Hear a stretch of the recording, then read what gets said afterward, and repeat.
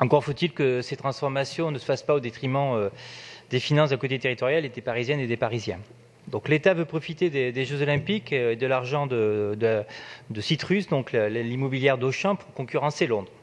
Pourquoi pas, mais c'est d'une autre époque. Je pense que M. Missika, qui a beaucoup évolué, donc, va quand même dire d'accord que c'est un projet d'une autre époque, comme on le disait tout à l'heure sur le 18e arrondissement. Là aussi, c'est un projet d'une autre époque. Il faudrait passer à autre chose.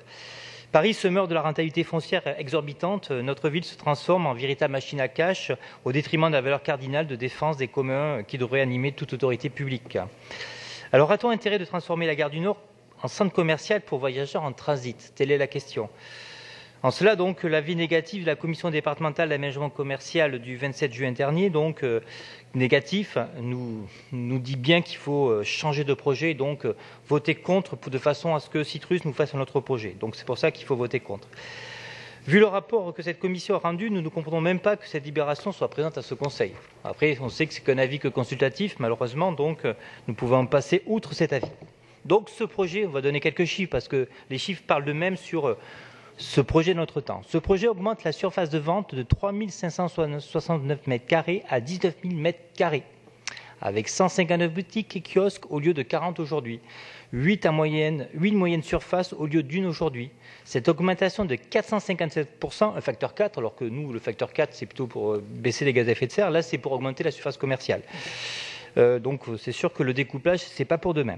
Les futures enseignes ne sont pas encore déterminées, mais dans les annexes du dossier, on trouve un book partenaire répertoriant bon nombre d'enseignes souhaitant occuper une coque commerciale au sein de la gare.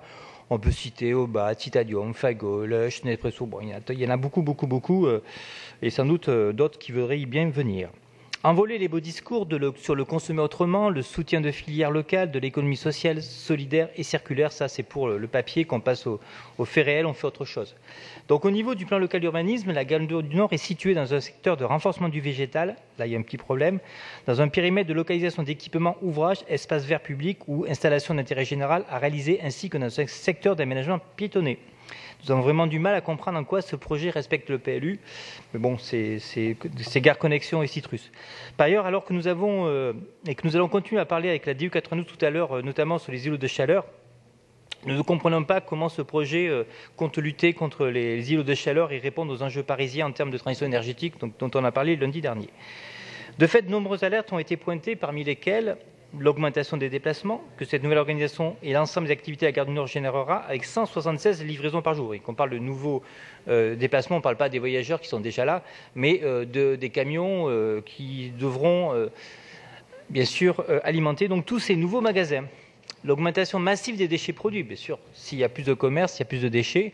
Aujourd'hui, la gare du Nord produit déjà 2000 tonnes de déchets journaliers et la SNCF estime que le projet induira à court terme 2500 tonnes de déchets en plus. Donc, on va doubler. Facile, c'est ça l'économie autrement. S'agissant de la commande végétale, les 42 m² en pleine terre actuels sont supprimés et compensés par des terrasses plantées. C'est le truc à la mode. On met la végétation sur les toits. Faut-il encore rappeler que rien ne peut remplacer la pleine terre ? Ce qui est cocasse ou triste au choix, c'est que cette parcelle est classée en PLU comme zone de renforcement du végétal. Oui, mais pas de pleine terre. Et quid de la nécessaire d'identification de Paris ? Bon, là, on sait qu'on a un désaccord avec M. Missika, donc on peut peut-être passer à autre chose, mais je vais quand même donner quelques chiffres quand même. Donc on va passer de 36 m² à 110 m² de surface plancher, donc là c'est sûr qu'on va densifier, ce qui implique une extension de 9 429 m² de l'emprise au sol du bâtiment sur la parcelle associée à l'activité ferroviaire, faisant passer la surface de l'emprise bâtie de 55 438 m² à 64 860 m², ce qui est une densification considérable dans un endroit déjà très dense. Donc force est donc de constater que les gares s'inscrivent dans un processus de marchandisation contre lequel nous nous portons en faux. Ce projet révélateur d'une manière de fabriquer la ville sans le quartier et en fonction des opportunités foncières. Que la SNCF veuille se servir d'une infrastructure qu'elle n'a pas construite pour enflouer ses caisses, c'est une chose. Nous sommes à rien obligés de souscrire à cette velléité.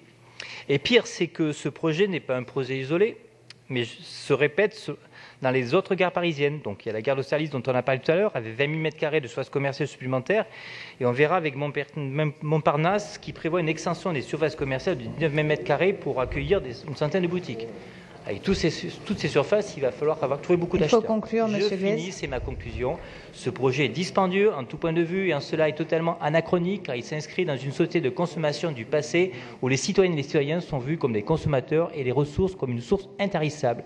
Nous opposons à ce projet et voterons donc contre sa création. Merci de votre attention. Merci. La parole est à Didier Lerest.